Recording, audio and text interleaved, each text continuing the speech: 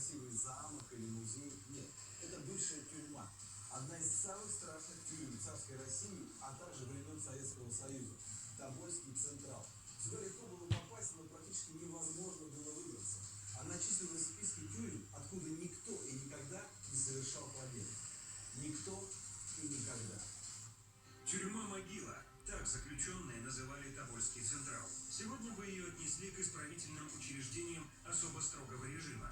Но в конце 19 века это была обычная каторжная тюрьма с жестокими нравами и одной единственной задачей – сломать человека. Попасть в Тобольский Централ означало исчезнуть без следа.